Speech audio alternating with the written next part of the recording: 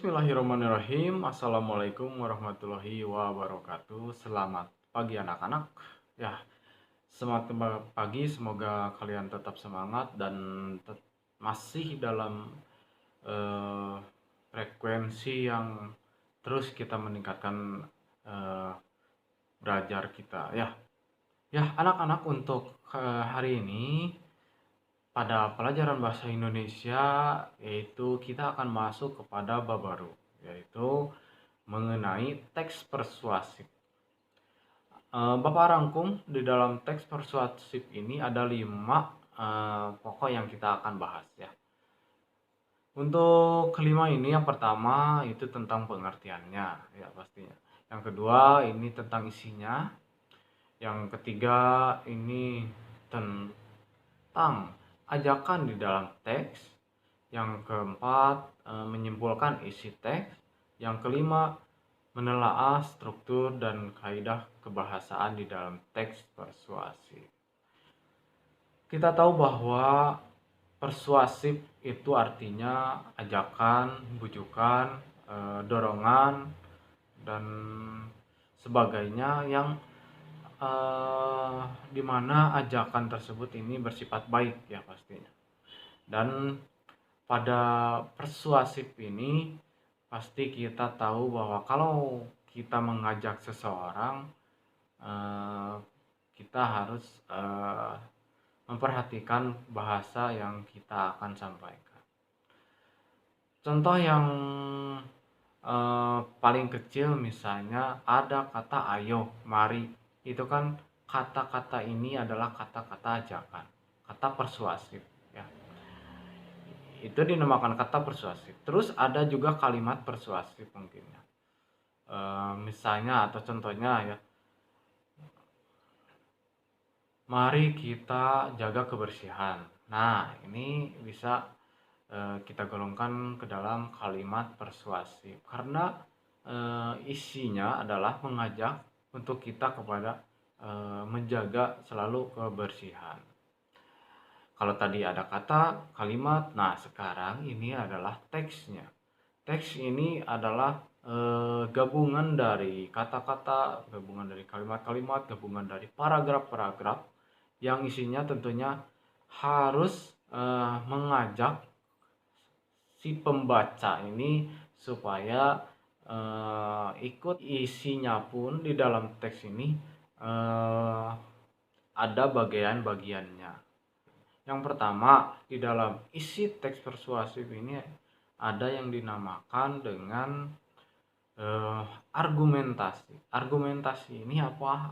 Yaitu isinya bisa fakta, bisa pendapat, atau bisa kedua-duanya kita masukkan di dalam sebuah tulisan tersebut. Nah, yang kedua itu ada tadi fakta ya. Fakta-fakta ini yang tadi karena argumentasi bisa bersifat fakta, pendapat, dan sumber-sumber yang lain. Kalau fakta ini lebih memang harus ada bukti-bukti nyata. Nah, di dalam teks persuasif ini kan kita mengaruhi si pembaca ini supaya ikut menuruti apa yang kita tuliskan di dalam teks persuasif ya. Selanjutnya yang terakhir ini ada yang dinamakan ajakan-ajakannya.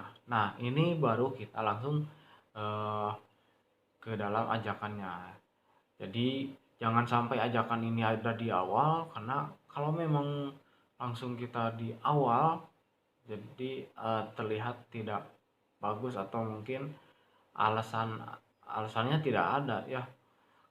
Kalau kita teratur menuliskan sebuah teks persuasif ini ada argumentasi, ada fakta, dan terakhir itu ajakan. Nah, barulah mungkin di si pembaca ini akan lebih mengerti secara dalam dari tulisan-tulisan yang akan kita sampaikan ya.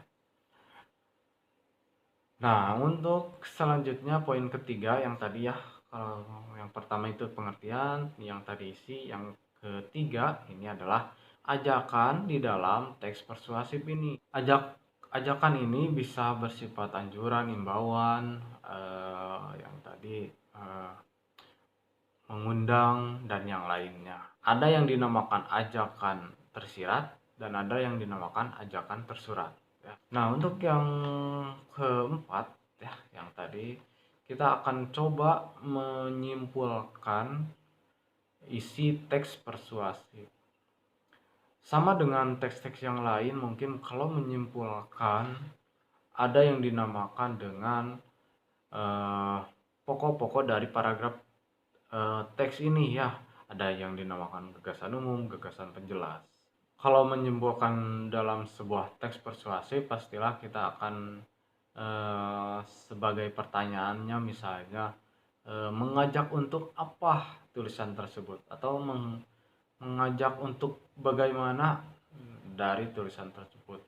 Nah, karena pertanyaan tersebut adalah inti dari sebuah teks persuasif ini. Nah, untuk menyimpulkan sebuah teks atau teks persuasif ini ada 4 pokok ya yang kita harus pahami. Yang pertama itu kita harus membaca keseluruhan dahulu tentang teks.